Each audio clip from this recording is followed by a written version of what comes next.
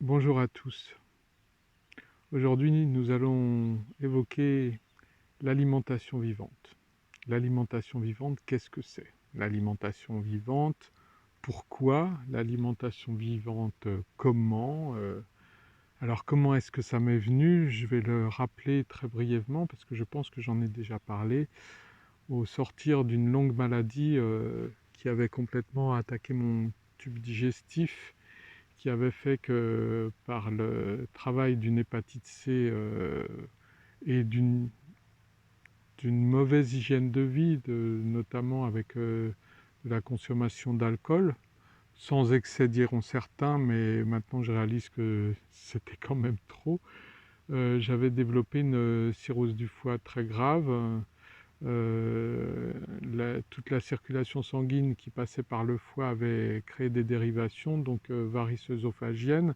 J'avais par ailleurs une hernie hiatale et une hémochromatose, qui est une maladie congénitale qui aussi s'attaque au foie. Donc j'avais le foie dans un état pitoyable, et vous savez que le foie, c'est le filtre de l'organisme. Donc il en était arrivé à ne plus rien accepter, ne plus rien filtrer, et il était prêt à rendre son tablier. On ne peut pas vivre sans foie. On nous dit qu'on peut vivre sans appendice et sans vésicule biliaire. C'est vrai qu'on peut aussi vivre amputé d'un bras, d'une jambe, voire des deux, voire des quatre. On peut vivre sans certaines choses, mais sans foie, on ne vit pas. On ne vit pas sans poumon, on ne vit pas sans cœur. Euh, la médecine allopathique m'avait permis de me débarrasser du virus. Maintenant, je suis persuadé que j'aurais pu vivre avec en vivant autrement, mais mon chemin, c'était quand même de prendre ce traitement, qui a peut-être été providentiel, puisque j'étais déjà très très abîmé par les effets secondaires de ce virus, et donc euh, par la cessation d'activité du foie, mais avec une cirrhose de type 4 qui n'avait heureusement pas dégénéré en cancer. Il fallait que je trouve une issue et un mode de vie qui me permette de vivre normalement et d'espérer que le foie se régénère plus rapidement qu'en continuant à m'alimenter de façon classique. Alors ça, c'était pas les médecins qui m'en parlaient, mais c'était mon corps qui me le demandait, parce qu'il était bien incapable de digérer quoi que ce soit. Je finissais par lui chercher, expérimenter, puisque je suis un expérimentateur, donc j'expérimentais. J'en étais arrivé à une période à ne manger que des pâtes que je passais ensuite au four en, en les saupoudrant de biscottes pour avoir un semblant d'effet de gratin, pour espérer encore me régaler un peu, parce que je suis de nature très gourmande, mais vous imaginez bien que finalement ce paquet de colle que j'ingurgitais, je pensais le digérer, parce qu'effectivement j'avais pas de relent de cette nourriture, mais je me sentais de plus en plus faible, assommé, soumis, et dans un état un peu végétatif, vaguement dépressif, et presque gagné par l'ennui, alors que je ne suis vraiment pas doué pour l'ennui.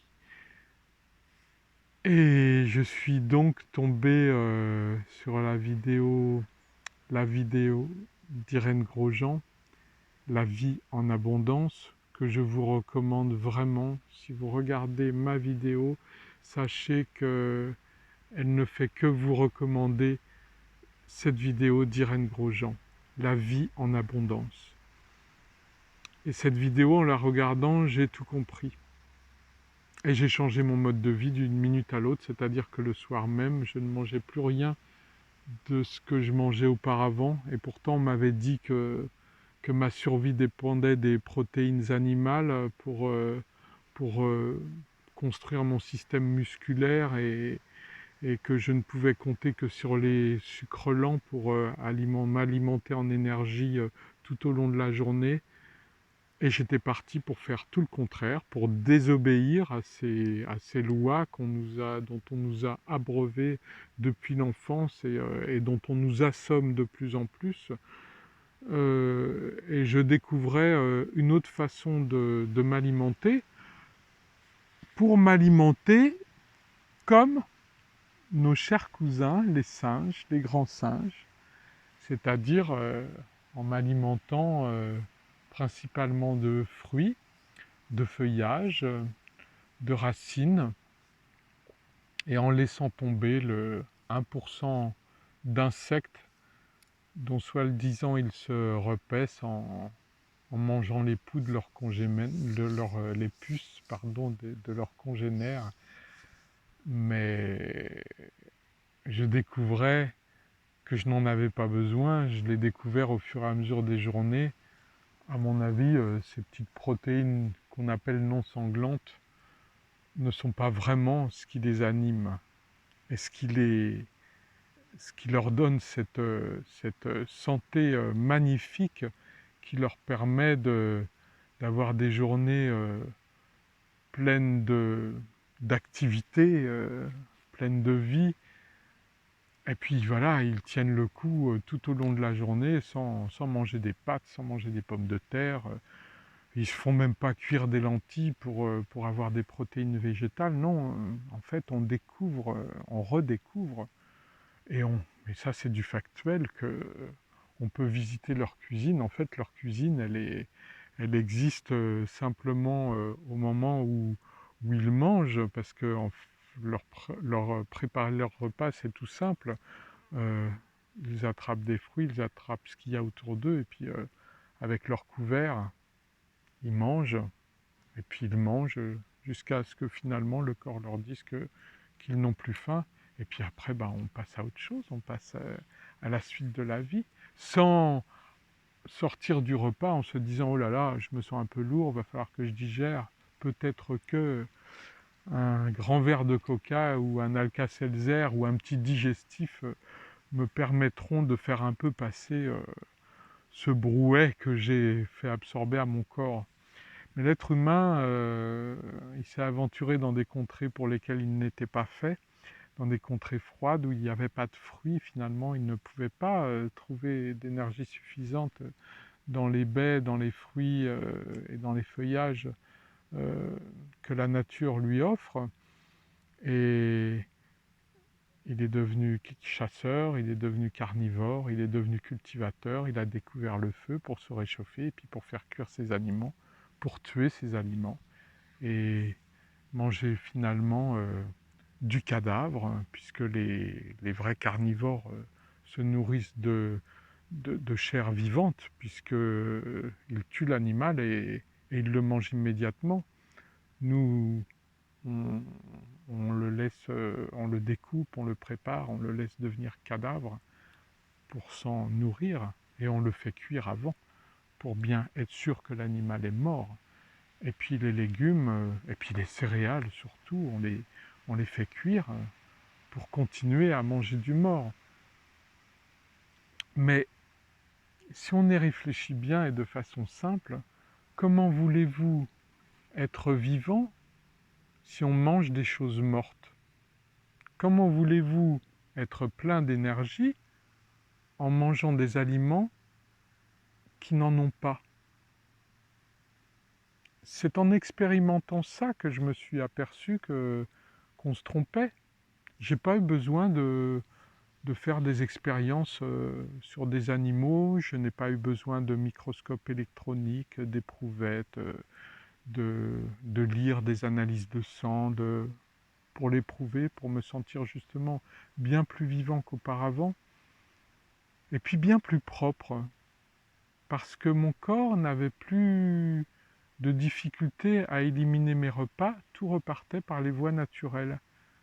Alors que si on mange des produits animaux, donc plein d'acide urique, l'acide urique, le corps ne sait pas l'éliminer, donc il le garde, il le stocke dans les articulations, dans tous les coins cachés du corps, et puis quand on sera plus en forme, comme il aura suffisamment d'énergie, bah, il va être ce qu'on appelle malade, il va nous rendre malade parce qu'en fait, il va, il va se servir de cette énergie, l'enlever à tout ce qui nous anime pour essayer d'éliminer, pour faire fondre ces cristaux d'acide urique. Ça va être extrêmement douloureux, mais finalement, il n'y a qu'en les liquéfiant qu'il va réussir à les refaire passer dans nos systèmes circulants, notre système sanguin, nos systèmes lymphatiques, tous les liquides circulants, pour les éliminer par l'urine, par les selles, mais aussi par les pores de la peau, par le nez, par tous les émonctoires. Il en est de même pour ces farines qui se transforment en colle dans l'organisme. Et ces colles, le corps ne sait pas non plus les éliminer, sauf durant les crises d'élimination, durant les maladies, où nous allons avoir des diarrhées, des rhumes, des éliminations visqueuses, parce que le corps veut absolument se débarrasser de tous ces poisons pour pouvoir respirer. En fait, ce sont nos cellules qui demandent à respirer. Parce que nos cellules, elles demandent de la belle énergie. Nos cellules, elles ont envie de vibrer à haute fréquence. Parce que c'est comme ça que nos cellules sont heureuses. Et nos cellules sont comme tous les organismes vivants. Les cellules ne veulent qu'une chose, c'est leur bonheur. Les cellules, comme les fleurs, comme les animaux et comme les êtres humains, veulent être heureux. Mais ce qui se passe, c'est que quand on quitte l'écosystème, quand on quitte cet équilibre naturel parfait, qu'on veut vivre en retrait et qu'on veut inventer un autre bonheur, eh bien, on se trompe et on vit les conséquences de cette tromperie. Comme ce que vit l'humanité actuellement, puisqu'on s'est tellement trompé que là, on vit dans une douleur terrible.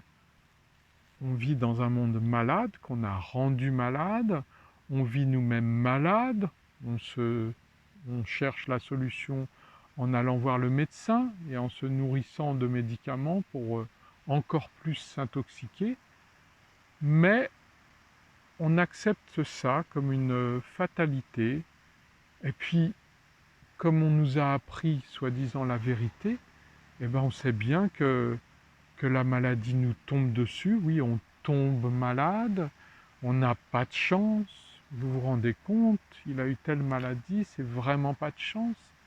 Alors il est allé chez le médecin et puis voilà, nous voici dans ce cycle infernal où finalement ces maladies fonctionnelles, on les transforme en maladies dégénératives parce qu'on empêche ce poison de sortir et ce poison va dans les couches plus profondes de notre corps et on finit, bah oui, on finit comme ma pauvre maman qui est réduite maintenant à l'état de squelette dans un lit. Elle me dévore encore avec ses grands yeux. Elle réussit encore un peu à bouger son bras squelettique pour m'attraper. Mais ma pauvre maman, pourtant, c'était une femme vraiment faite pour le bonheur et qui donnait tant de bonheur par son intelligence, par son humour, par sa drôlerie, par son regard magnifique. Mais ma maman, elle avait appris qu'on ne tenait le coup qu'en mangeant midi et soir de la viande, que le pain c'était l'aliment sacré, qu'il fallait toujours, on était heureux, et surtout cette baguette ou ce pain, on ne le retournait jamais sur la table parce que c'était insulter Dieu, alors qu'en fait, Dieu, si on n'avait pas voulu l'insulter, ben cette baguette, on l'aurait mise à la poubelle parce que même cette baguette, elle n'est pas bonne pour les poules puisque la céréale a été détruite par, euh, par sa réduction en farine, par sa cuisson. On en aurait fait un vague engrais, une matière inerte, et puis on n'en aurait plus racheté, parce que du pain maintenant, devant la partie de ma table, puisque ma table est partagée, je laisse tout le monde manger ce qu'il veut, mais Je ne demande qu'une chose, c'est à ce qu'on me laisse manger ce que je veux sur la partie de ma table. Vous ne verrez pas un quignon de pain. Je ne me sers jamais dans un plat qui me présente des aliments morts parce qu'ils ne me font plus envie. Ils ne me font plus envie. C'est pas que je me dis non, non, non, ça n'en mange pas, n'en mange surtout pas parce que ça va pas te faire du bien, ça va même peut-être te faire du mal. Parce que même des légumes cuits, par exemple, des légumes cuits avec uniquement des matières végétales, il ne va pas y avoir vraiment de poison, mais il va rien y avoir d'intéressant. J'ai pas envie de manger des choses mortes, ça sert à rien. J'ai pas envie d'encombrer mon corps avec des choses inutiles. Moi, je n'ai envie de manger que des choses vivantes, c'est des bonnes choses vivantes. J'ai envie de fruits savoureux, j'ai envie de légumes délicieux, de, d'oléagineux vivants. Et puis après, je vais les mélanger, je vais me faire plaisir, et puis je vais les accommoder en faisant de la cuisine même très sophistiquée, pour bien montrer que oui, on peut rendre ce repas convivial, théâtral, appétissant. On peut le faire ressembler à des madeleines de Proust pour finalement nous consoler, parce que certains encore ont besoin de se rassurer en ayant l'impression de remanger comme du faux fromage et des faux gâteaux et des faux... Mais ils sont délicieux, ils sont vivants. Tant mieux, au contraire. La cuisine est un outil merveilleux de réconciliation et d'optimisme. Mais quand je suis seul, je peux faire, là, je me surprends à même faire des repas directement au jardin, parce que je suis heureux quand je suis devant une plante qui me présente des tomates rouges, des groseilles rouges, du cassis noir, souvent du rouge d'ailleurs, des cerises, des fraises. Voilà, je pourrais mordre dans une courgette qui a bien été tiédie tout l'après-midi et la mastiquer en regardant toute cette verdure autour de moi et en me régalant. Et puis je me régale aussi de fleurs de bourrache bleue. Je me régale de tout ça. Je me régale de tiges de pourpier vert. Je me régale d'un petit grain de lavande que je vais mastiquer dans la bouche et qui va faire exploser un parfum tellement puissant et fleuri. Je me régale de tout ça. Et après, une fois que je n'ai plus faim, je n'ai plus envie de manger, je passe à ma vie et je me surprends à ne jamais réfléchir à ma digestion. Et je me surprends à me dire, mais comme c'est facile, comme maintenant je me sens propre et à quel point je me sens de bonne humeur. J'ai su, un, un compagnon m'a expliqué qu'il avait vu un document édifiant et bouleversant sur Arte où les chercheurs avaient découvert que l'alimentation influait sur notre comportement. Et ce compagnon qui m'accompagne et qui a refusé en bloc ce choix que j'avais fait et qui a souffert que je mette fin à... et que je décide de tuer ce cuisinier que j'étais et qui régalait toute l'assemblée avec des plats savoureux, capiteux, qu'on avait tant de plaisir à partager en arrosant ça d'un vin délicieux. Mais non, j'avais décidé de mettre à mort ce personnage parce que je sais que tous mes cadeaux étaient empoisonnés et je n'avais plus envie de le faire parce que moi, cuisiner sans pouvoir me lécher les doigts avec gourmandise, ce n'est pas pensable. Mais je suis devenu un très bon cuisinier, hein. Il peut se régaler de cette cuisine.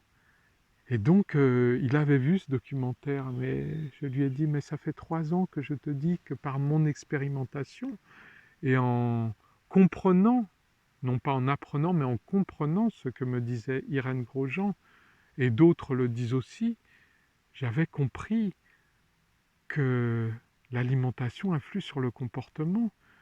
que manger de la viande, manger de l'acide urique, c'est alimenter sa colère, alimenter sa volonté de guerre et de puissance, sa volonté de violence, son agressivité, son énervement, et que les farines, ces cols, tous ces féculents, tous ces sucres lents ne font que nous asservir, nous déprimer, nous rendre timides, introvertis, obéissants, sans réfléchir, parce que tout devient fatigant. C'est fatigant de réfléchir, c'est fatigant de décider, de s'opposer, c'est fatigant de décider de sa vie, c'est tellement plus facile de laisser aux autres le soin d'en décider pour nous. Et puis cette peur qui nous habite, et au lieu de se dire « mais non, la peur, je vais l'éliminer de ma vie », eh bien, on garde sa peur et puis on se fait rassurer par les gouvernants qui nous disent « n'ayez pas peur, on s'occupe de tout », et par les médecins qui nous disent « attention, faites attention, vous êtes malade, vous êtes diabétique, vous êtes cardiaque, vous êtes Alzheimer, vous êtes Parkinson. Mais laissez-nous, on a ce qu'il vous faut, prenez nos remèdes, vous n'aurez rien à payer, la société s'en charge. L'argent public paye très cher les laboratoires pour nous permettre de soigner les maladies que l'industrie alimentaire a inventées. Et surprise, les grands industriels alimentaires se marient avec les laboratoires. Ce ne sont pas des mariages d'amour, hein, mais on se marie par intérêt, c'est bien mieux. Un très beau mariage. Beau. Regardez mieux. C'est beau tout ça, c'est beau ce Monsanto qui a décidé que maintenant tout ce qu'on faisait pousser ne devait pas pouvoir se réensemencer. Vous le savez ça quand même.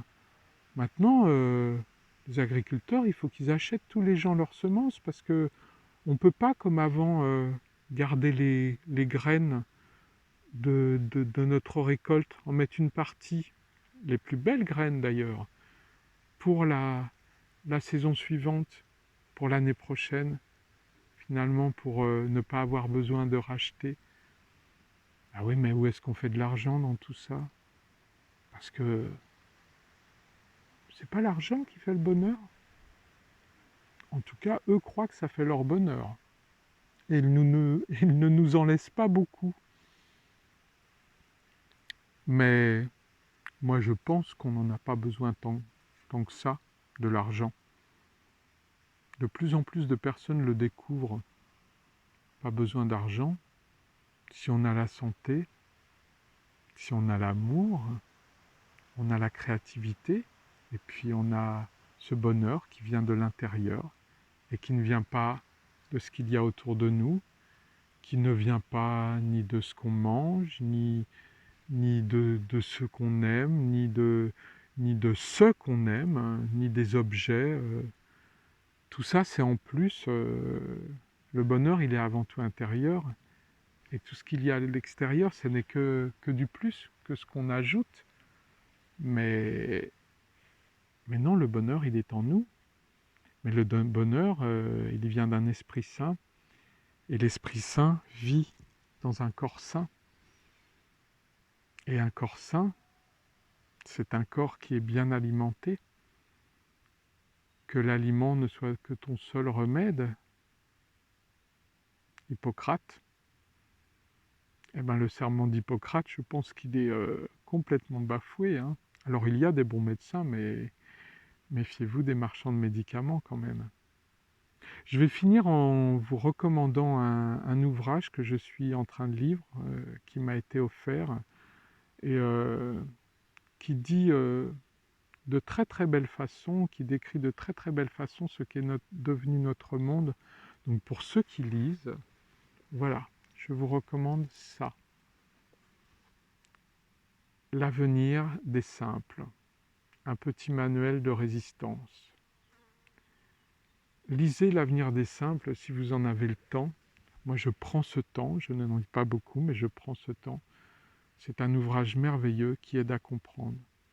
Un autre ouvrage merveilleux, bien sûr, c'est La vie en abondance d'Irène Grosjean, qui n'est pas qu'une vidéo, mais qui est aussi un livre qui permet de comprendre tant de choses. J'en profite pour embrasser Irène de tout mon cœur. Et j'embrasse Jean aussi. Jean, merci Jean pour ce que tu as écrit. J'aime lire des choses qui ne font qu'écrire ou dire de bien belles façons ce que je pense tout au fond de moi. Voilà mes chers amis. Maintenant, sachez bien que tout ce que je vous dis, ce n'est là que pour vous faire réfléchir. Je ne cherche surtout pas à vous convaincre, mais je vous conseille de réfléchir et d'expérimenter. Expérimentez, ne laissez pas tout ça dehors.